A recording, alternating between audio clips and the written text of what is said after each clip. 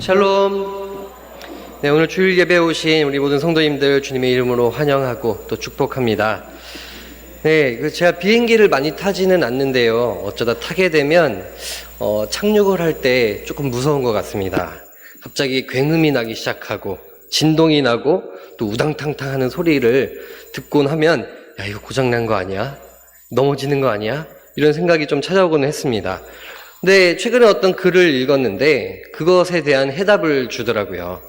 비행기 착륙은 우당탕탕 하는 소리가 날수록 안전하다라는 글이었습니다. 그래서 무슨 소린가 했더니 그 우당탕탕하고 또 생기는 그 진동은 땅과 부딪히면서 나는 고장나는 소리가 아니라 비행기에 있는 모든 브레이크와 또 안전장치와 시스템이 제대로 작동할 때 나는 소리다라는 얘기를 듣게 됐습니다. 그다음부터 마음이 좀 편안해지겠죠. 오늘 여러분들과 함께 나눌 말씀도 이와 닮은 점이 있을 것 같습니다. 때로는 내가 듣기 좋은 말씀, 부드러운 음성, 그것이 좋을 때도 있지만 때로는 내 마음에 우당탕탕 맞지 않거나 또 여러 가지 힘겨운 선택을 하게 하는 그런 말씀이 주어질 때도 있습니다.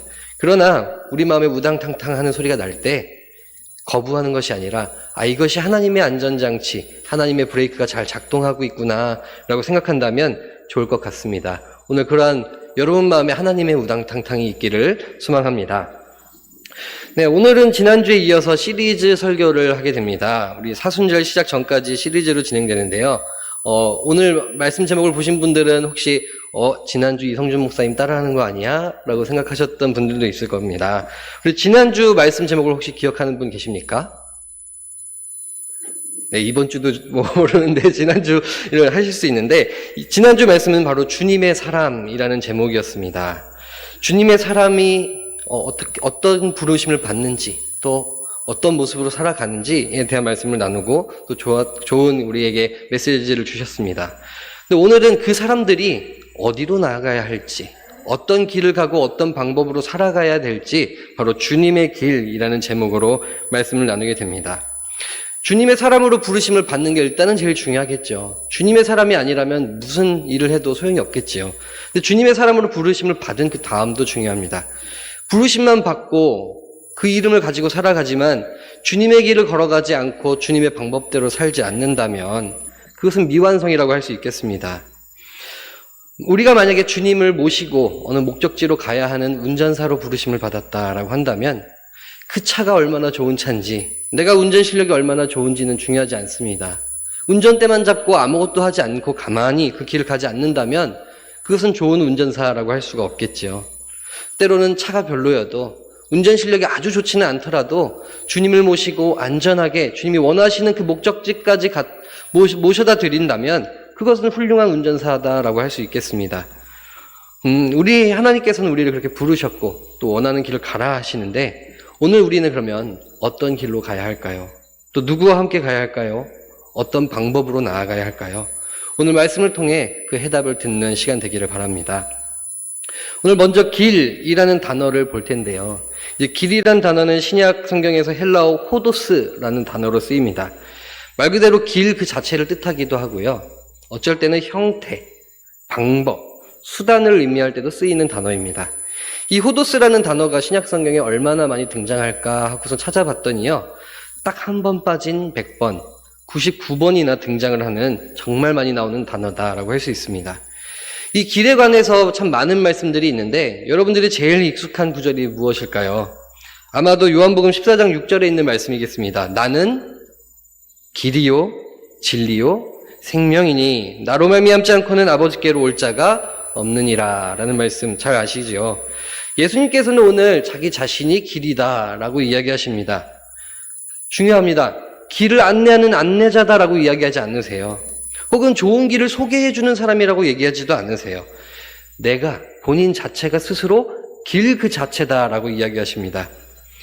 길이자 목적. 여러분 보통은 목적과 수단은 다르기 마련인데요. 예수님께서는 목적이시자 수단이시자 모든 방법이시자 길 그 자체다라는 것입니다. 또 예수님은 그 길에서 참 많은 일들을 하십니다. 병자들을 고칠 때 누군가의 집에서 고치기도 하시지만 더 많은 경우는 바로 길에서 사람들을 고치십니다. 길이라는 것은 수단이기도 하지만 그 자체로 은혜의 장소이기도 하다라는 것입니다. 사람들은 길을 보면 그냥 거쳐가는 곳, 지나가는 곳, 목적지를 그냥 거쳐가는 곳이다라고 생각하지만 예수님에게 있어서 길이라는 존재는 거쳐가는 곳이 아니라 계획의 장소이자 때로는 완성의 장소이기도 했습니다.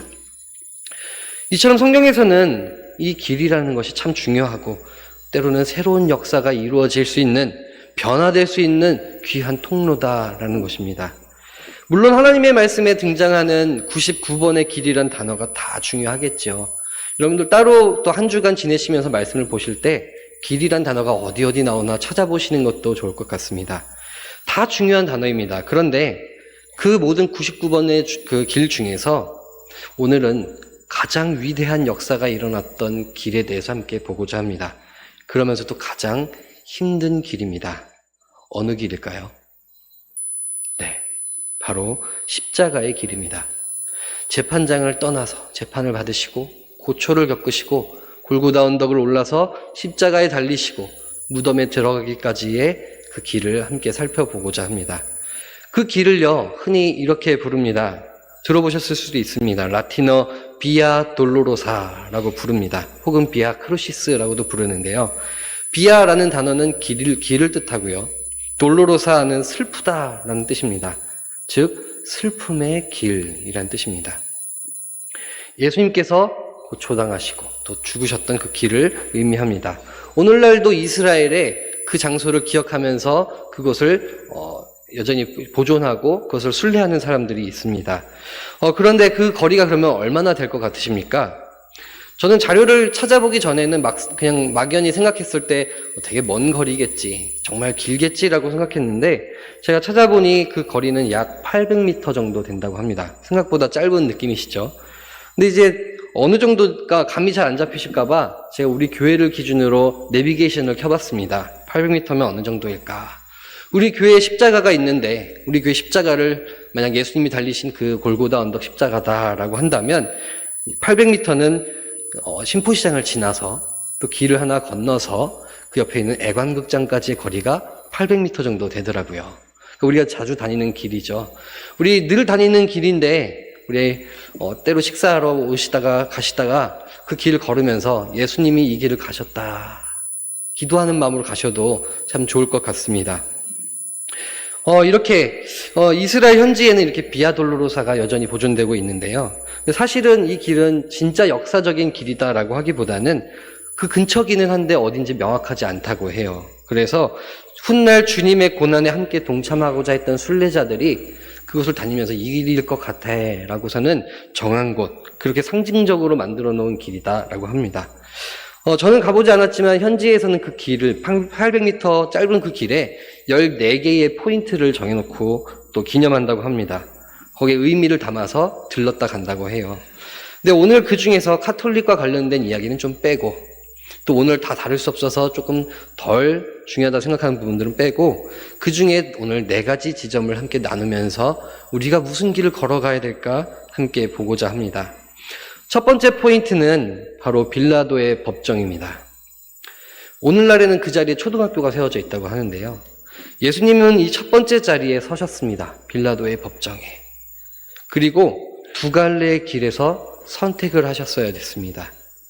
하나는 심판을 할 수 있는 빌라도의 길. 또 다른 하나는 심판을 받아야 하는 길.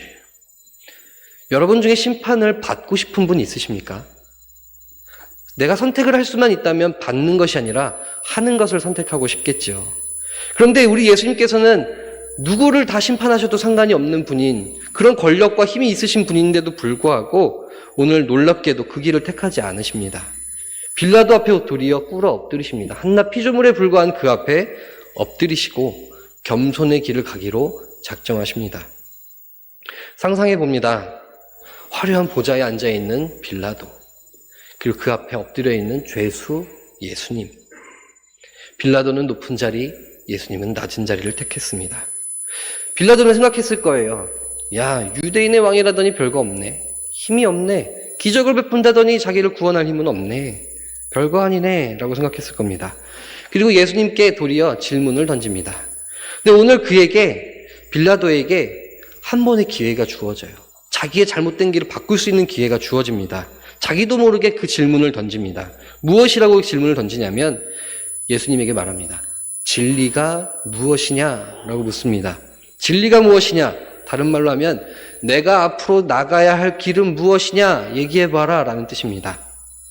예수님은 거기에서 대답을 하십니다. 이 길로 가면 좋고 저 길로 가면 좋고 그것이 아니라 짤막하지만 강력하게 대답하십니다. 내가 그니라. 내가 길이다. 바꾸어 말하면 너의 그 높은 그 보좌의 자리에서 내려와서 지금 심판받는 그 자리로 내려오는 것이 너가 가야 할 길이다 라고 이야기하는 겁니다. 그러나 빌라도가 들었을까요? 듣지 않았습니다. 알아듣지도 못했고 들을 생각도 없었습니다. 지금 저와 여러분이 가는 길은 어떤 길입니까? 빌라도처럼 높은 자리에 앉아 높은 곳에 군림하며 심판하는 길을 가고자 하십니까? 아니면 예수님이 가셨던 겸손의 길을 가기를 원하십니까? 우리는 어떤 길을 가고 있습니까? 예수님의 제자라면 무슨 길을 택해야 하겠습니까? 이 말씀을 묵상하면서 오늘 성경에는 등장하지 않지만 빌라도의 미래를 한번 상상해 보았습니다. 분명히 빌라도도 시간이 지나서 나이가 차고 또 병이 들거나 해서 죽음을 맞이한 날이 있었을 겁니다. 그리고 결국 그도 누구나 그렇듯이 똑같이 하나님의 심판대 앞에 서는 날이 있었겠지요. 가서 정치인으로서 했던 실수와 또 예수님을 죽였던 장본인으로서 또 잘못된 것들을 바로잡지 못했던 책임자로서의 여러 가지 죄목들을 가지고 심판대 앞에 섰을 겁니다. 그리고 엎드려 있다가 누군가 왔기에, 심판자가 왔기에 고개를 들었겠죠. 그리고 누구를 발견했겠습니까? 예수님입니다. 제가 빌라도라면 정말 소름이 돋았을 것 같습니다. 야, 내가 심판했던 그 자가 진짜 하나님의 아들이었구나. 그 예수가 진짜 길이었구나. 그러나 그때 생각하면 이미 늦었지요. 빌라도는 그렇게 잘못된 길을 갔고 잘못된 최후를 맞이합니다. 주의 길을 가는 사람들은 당장에는 빌라도 앞에 엎드려야 되는 상황도 있습니다. 때로는 고초를 겪을 수도 있고요. 때로는 속상하고 자존심이 상할 때도 있습니다.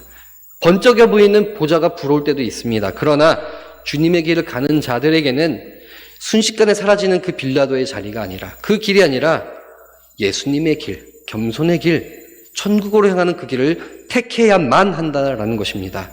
여러분들 그 길 다 택하시기를 주님의 이름으로 축원합니다. 다시 비아 돌로로사 두 번째 포인트를 가도록 하겠습니다. 두 번째 포인트는 가시관을 쓰시고 희롱당하시고 고초당하셨던 그 뜰입니다.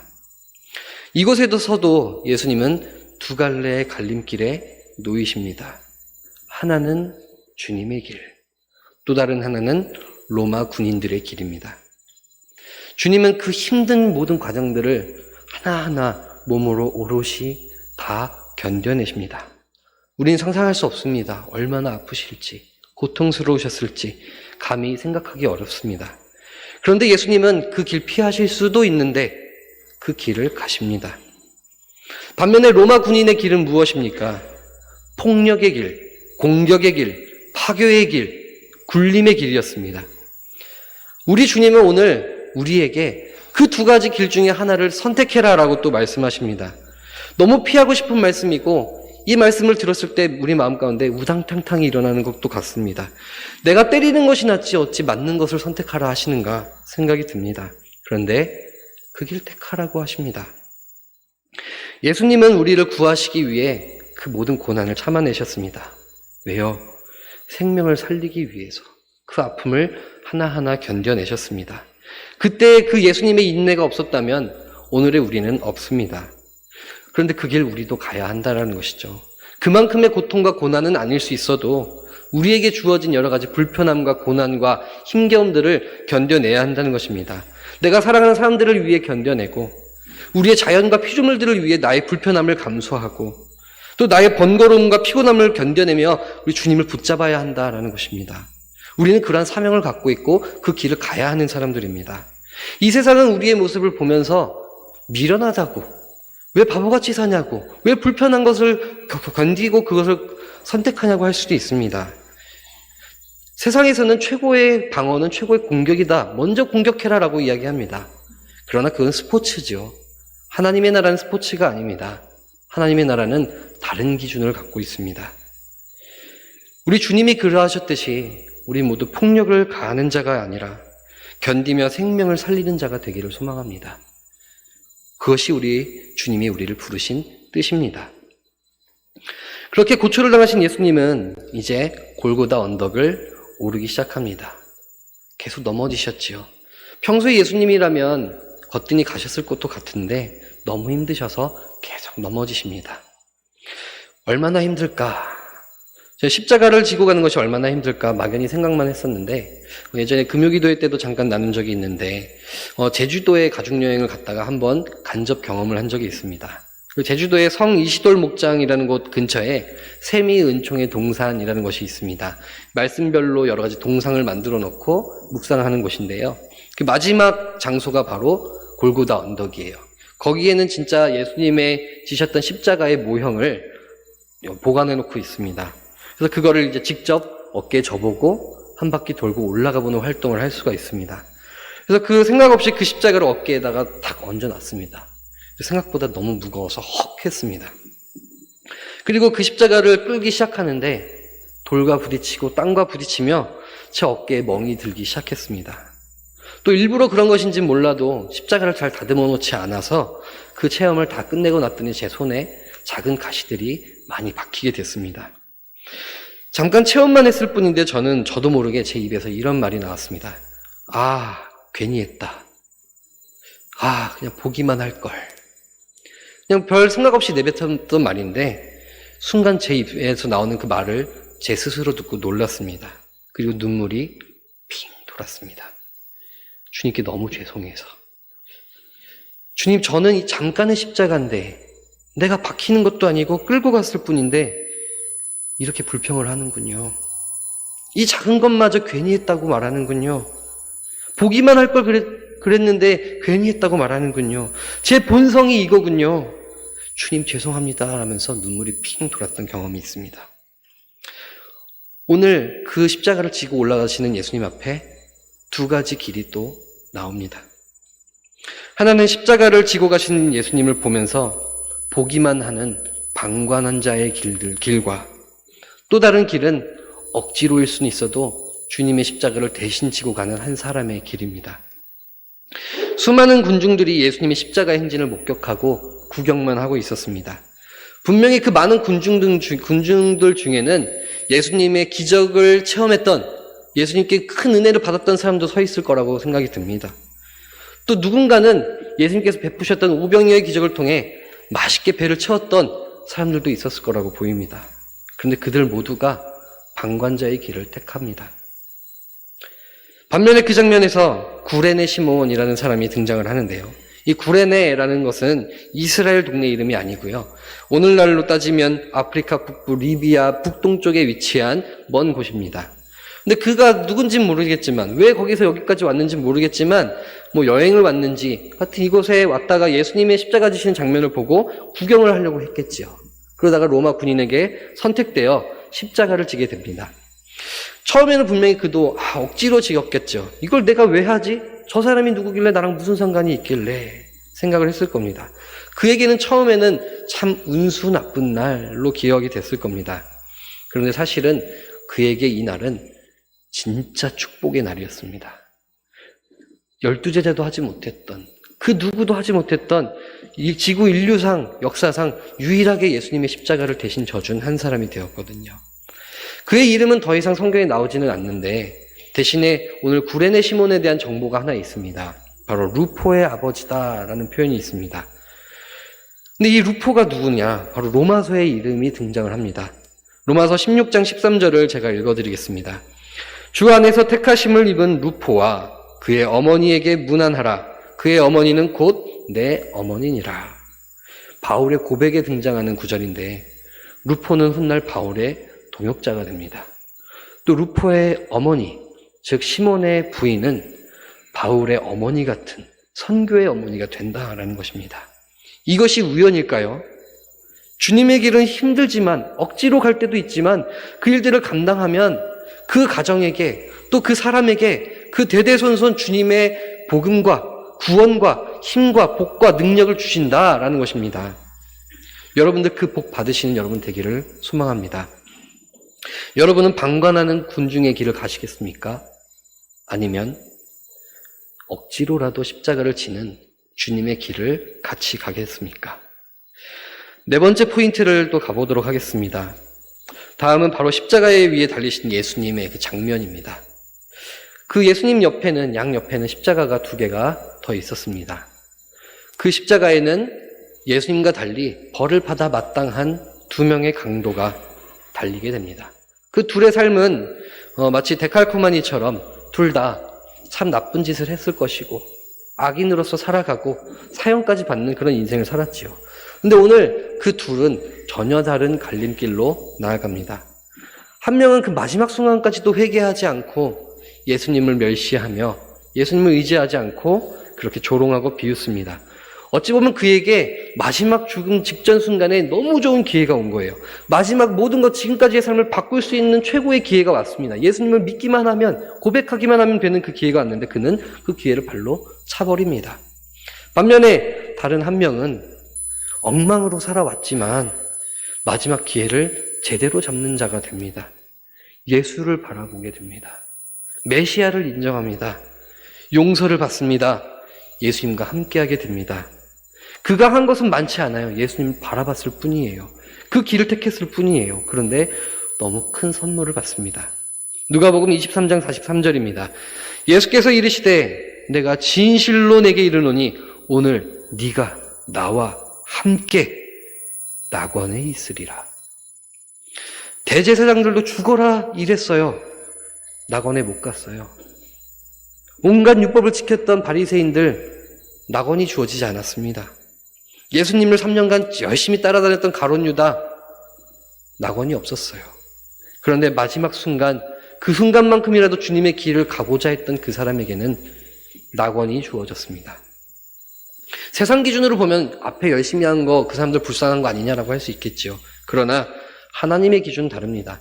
마지막 그때까지 주님을 바라봤느냐 아니냐, 주님의 길을 갔는가 아닌가, 그것이 하나님의 기준이다라는 것입니다. 여러분들은 어떤 길을 가시겠습니까? 나의 길을 가시겠습니까? 주님 바라보는 길을 가시겠습니까? 주님의 길을 선택하는 여러분 되기를 축복합니다. 최근에 한 책을 읽게 됐습니다. 미라클, 우리 모두에게 기적을 이라는 책이었습니다. 젊은 분이 쓴 책인데요. 50만 명의 구독자를 갖고 있는 유튜버 박위라는 분이 쓴 책입니다. 이분은 되게 엄청 잘생긴 청년이고요. 아주 건장했습니다. 그리고 미래가 보장된 탄탄대로를 걷는, 또 좋은 회사에도 합격한 상태로 그런 좋은 인생을 살고 있는, 남들이 보기에도 다 참 부러운 삶을 살고 있는 친구였습니다. 그는 이렇게 이 책에서 얘기합니다. 나 이렇게 잘 돼도 되는 건가? 내 길이 이렇게 탄탄대로여도 되는 건가? 너무 좋은데 라고 생각했던 사람입니다. 그런데 그러던 어느 날 그에게 다른 길이 펼쳐집니다. 안타깝게도 사고로 인해 전신마비 판정을 받게 됩니다. 28살의 나이예요. 얼마나 절망적이고 힘이 들었겠습니까? 원래도 믿음이 있던 청년이기는 했는데 대부분의 사람이라면 믿음이 있어도 이 순간 이 상황에서 이 일을 겪게 된다면 하나님을 원망부터 할 것 같아요. 하나님 뭐 하십니까? 나를 왜 이렇게 버리십니까? 할 것 같은데 이 분은 삶을 포기할 수 있는 이 길과 삶을 선택할 수 있는 이 길에서 삶의 길을 선택합니다. 주님이 나와 함께 계신다면 지금 상황이 너무 어렵고 힘들지만 이해는 다 되지 않지만 나 주님의 길을 가겠습니다라고 선택을 하게 됩니다. 그렇게 그는 그 선택을 하고 삶을 살아내기 시작합니다. 남들은 다 안 된다고 누워서 손가락밖에 움직여지지 않는 그 상황인데 이 박이라는 사람은 하나하나 도전하며 다시 시작을 합니다. 그리고 남들이 보기에는 별거 아닌 성취지만 그 일들을 하나하나 영상으로 기록하고 유튜브에 올리기 시작합니다. 물론 여전히 그의 몸은 마비가 되어 있는 상태였습니다. 그러나 처음으로는 참 많은 것들을 할 수 있게 되었고요. 놀랍게도 지금은 멋진 가정도 꾸리고 많은 이들의 좋은 메시지를 던져주고 있습니다. 그가 걸어가고 있는 길은 물론 본인이 원해서 택한 길은 아니었지요. 피할 수 있다면 피하고 싶은 길이었겠지요. 바라지 않던 길이었지요. 그러나 원망이 아니라 주님을 선택하는 마음으로 주님과 함께 걸어간다면 나 살아보겠노라 라고 선택하게 되었습니다. 그리고 그는 이전에 살던 삶보다 더 많은 이들에게 희망을 주고 소망을 주고 힘을 주고 다시금 일어날 힘을 전해주는 그런 사람이 되었습니다. 그 길을 가게 됩니다. 그의 책 표지 서문에는 이렇게 적혀 있습니다. 저는 고난을 극복하지 않았어요. 고난 속에서 기쁨을 찾아 행복을 느끼는 중이죠. 라고 이야기합니다. 그가 가는 길 끝까지 참 멋진 길로 갔으면 좋겠습니다. 최고의 길은 아닐지 몰라도 멋진 길은 맞는 것 같습니다. 오늘 우리 앞에도 길이 놓여 있습니다. 갈림길들이 있습니다. 빌라도의 길과 예수님의 길. 로마 군병의 폭력의 길과 인내하고 참으며 생명을 살리는 길. 여러 문제에 방관하는 길과 참여하는 길. 주님을 모른 채 하는 길과 주님을 인정하는 길. 여러분들은 어느 길로 가시겠습니까? 힘든 길이어도 주님이랑 함께 가면 괜찮지 않겠습니까? 오늘 시작하며 읽었던 성경 구절을 다시 읽어드리겠습니다. 길 가실 때에 어떤 사람이 여짜오되 어디로 가시든지 나는 따르리이다. 어디로 가시든지 나는 따르리이다. 근데 이 멋진 고백을 했는데 예수님이 물으세요. 야, 내 길은 머리 둘 곳이 없는데 괜찮냐? 물으십니다. 근데 그 뒤에 이 청년이 어떻게 했는지는 나오지 않아요. 오늘 우리에게도 물어보실 것 같아요. 머리 둘 곳 없는데 그 길 갈 수 있겠냐? 여러분의 고백이 그럼에도 불구하고 어디로 가시든지 따라가겠습니다 되기를 소망합니다. 성경에 99번의 길이 나왔는데 100번째 길은 여러분들이 쓰시기를 축복합니다. 함께 기도하겠습니다.